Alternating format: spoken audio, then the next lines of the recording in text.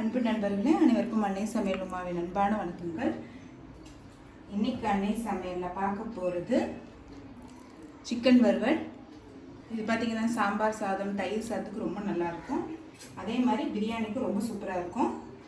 வாங்க சிக்கன் வறுவல் எப்படி செய்கிறதுன்னு பார்க்கலாம். 2 பட்டை, 1 ஏலக்காய், 1 கருப்பு ஏலக்காய், 5 காஞ்ச மிளகாய், 1 டீஸ்பூன் கொத்தமல்லி, 1/2 டீஸ்பூன் மிளகு, 1/2 டீஸ்பூன் சீரகம், 1 டீஸ்பூன் சோம்பு, 3 காஷ்மீரி மிளகாய்.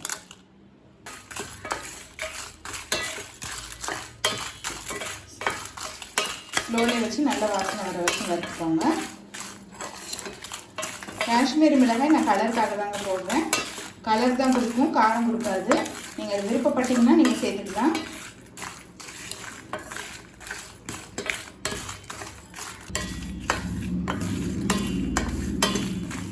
எல்லாத்தையும் வாசனை வர வரைக்கும் வறுத்தாச்சு. இப்போ இது கொஞ்சம் நேரம் ஆகின பிறகு மிக்சியில் அரைச்சிக்கலாங்க.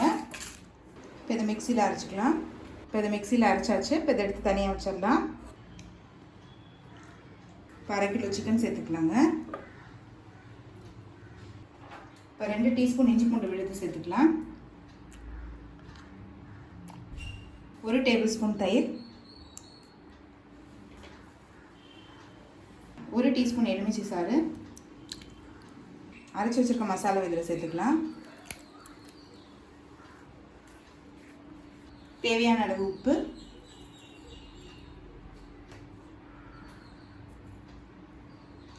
இது எல்லாத்தையும் நல்லா மிக்ஸ் பண்ணிக்கலாங்க.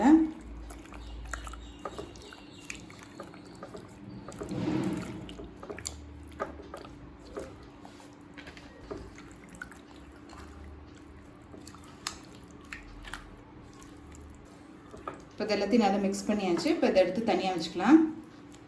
இப்போ இது ஒரு 1/2 மணி நேரம் ஊற வச்சிடலாங்க. கடாயில் தேவையான அளவு எண்ணெய், 1 டீஸ்பூன் சோம்பு, கொஞ்சம் கருவேப்பிலை, 1 வெங்காயம்,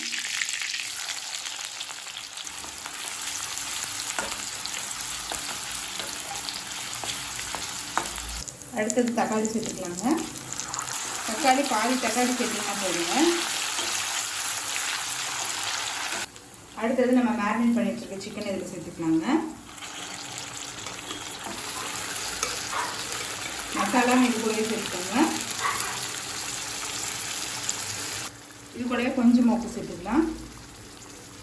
நம்ம ஏற்கனவே சிக்கன் கூட உப்பு போட்டிருக்கோங்க. இப்போ கொஞ்சமாக தான் உப்பு சேர்க்குறேன்.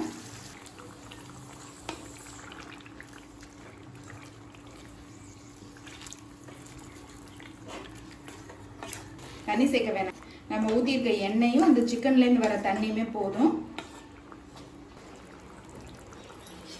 இப்போ மூடி போட்டு சிக்கன் நல்லா வேகிற வரைக்கும் வெயிட் பண்ணலாம். இப்போ சிக்கன் முக்கால்வாசி வந்துருச்சுங்க. இன்னும் கொஞ்சம் வறுவல் ஆகிற வரைக்கும் வெயிட் பண்ணுவோம். நீங்கள் விருப்பப்பட்டீங்கன்னா இந்த ஸ்டேஜ்லேயே கூட வச்சு சாப்பிட்லாங்க. இல்லை நமக்கு வறுவல் மாதிரி சுக்கா மாதிரி வேணும்னா இன்னும் கொஞ்சம் நேரம் வெயிட் பண்ணிங்கன்னா தனித்தனியாக வந்துடும். இப்போ கொஞ்சமாக கருவேப்பிலை சேர்த்துக்கலாம்.